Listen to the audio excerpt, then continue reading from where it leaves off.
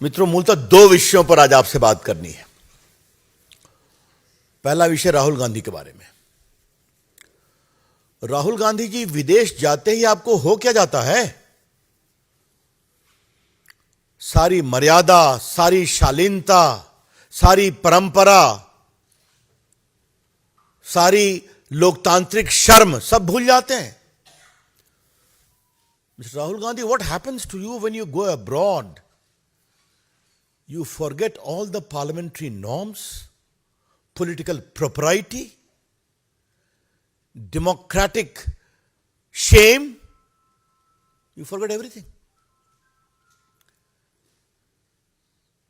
क्या बोल रहे हैं कि भारत में हमें बोले नहीं दिया जाता। अभी देश घूम कर के आए ना, एकता यात्रा में, अपनी जोड़ो यात्रा में, सब जगह बोले, अपशब्द बोले, गाली दिया। अभी सदन में आप लोगों ने सुना होगा, लंबा भाषण हुआ एक व्यापारिक संस्थान को लेकर करके, हमारे प्रधानमंत्री के खिलाफ कितनी भद्दी भद्दी बातें कहे। थोड़ा मुझे भी जवाब देने का लोकसभा में अवसर मिला था। पूरी बात कहे कि नहीं कहे? नॉर्थ ईस्ट में प्रचार करने गए, जो कांग्रेस का गढ़ हुआ करता था, पार्टी को मिला 0/0। अब जब देश की जनता उनको न सुनती है न समझती है और उनका समर्थन करने की बात तो दूर, तो विदेश में जाके विलाप करते हैं कि भारत का लोकतंत्र खतरे में है। ये बहुत शर्मिंदगी भरी बात है। राहुल गांधी जी ने लंदन में अपने भाषणों में भारत के लोकतंत्र, भारत की संसद, भारत की जनता, भारत की राजनीतिक व्यवस्था, भारत की न्याय व्यवस्था और भारत की सामरिक सुरक्षा, सबका अपमान किया है। The BJP would like to very emphatically state with great agony that Mr. Rahul Gandhi has sought to shame India's democracy, India's polity, India's parliament, India's judicial system, and India's strategic security from a foreign land. इसका कोई मतलब है कि अगर देश में आपको बार बार हार का सामना करना पड़ता है तो आप झूठी बातें कहेंगे विदेश में? हम इसकी बहुत भर्त्सना करते हैं। लेकिन एक बड़ा सवाल आज हमें कांग्रेस पार्टी से पूछना है, उनके अध्यक्ष खड़गे साहब से पूछना है और राहुल गांधी की माताजी सोनिया गांधी जी से पूछना है। क्या कहा राहुल गांधी जी ने? कि यूरोप और अमेरिका को भारत में लोकतंत्र को बचाने के लिए इंटरफेयर करना चाहिए। ये उनके शब्द है ना? क्या मतलब है इसका?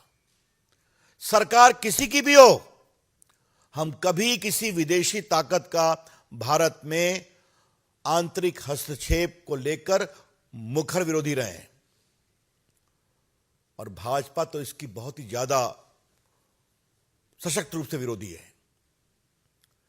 आज राहुल गांधी ने भारत का जो एक कंसेंसस रहा है कि no foreign country must intervene in India's internal affairs, उसको विदेश की धरती से शर्मसार करने की कोशिश की है, जब उन्होंने कहा कि अमेरिका और इंग्लैंड, यूरोप को इंटरफेयर करना चाहिए।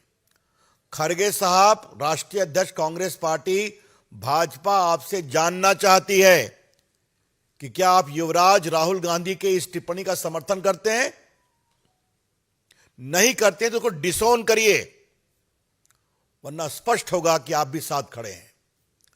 सोनिया जी, अपने सुयोग्य पुत्र की इस गैर जिम्मेदाराना टिप्पणी का आप क्या समर्थन करती हैं? ये भी भाजपा आपसे जानना चाहती है। राहुल गांधी ने आज देश की जनता को शर्मसार किया है। 132-33 करोड़ जनता को, जिसको भारत के लोकतंत्र पर गर्व है, जिसको अपनी क्षमता पे गर्व है कि किसी को भी बदल सकते हैं, उनके बारे में बातें कही हैं। ये बहुत दुर्भाग्यपूर्ण है। बीजेपी इसकी बहुत भर्त्सना करती है।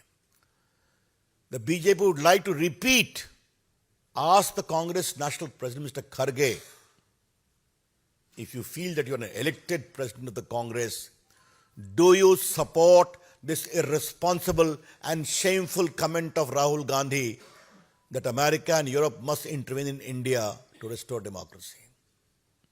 Please reply, Mr. Kharge. And Madam Sonia Gandhi ji, the BJP would also like to urge you to make your stand very clear. Where do you stand in the face of this utterly irresponsible comment of your son asking for interference by America and Europe to restore democracy in India? इससे बड़ी कोई गैरजिम्मेदारी की बात हो सकती है क्या? राहुल गांधी ने संघ के बारे में बहुत बोला है. मैंने सदन के अपने भाषण में एक टिप्पणी की थी कि क्या राहुल गांधी आरएसएस का पूरा नाम जानते हैं, तो इस पर सांसदों में बहस हो गई. क्या आरएसएस के फाउंडर का नाम जानते हैं, इस पर भी चर्चा हो गई. चलिए उसकी बात छोड़िए. आपने संघ की तुलना मुस्लिम ब्रदरहुड से की थी.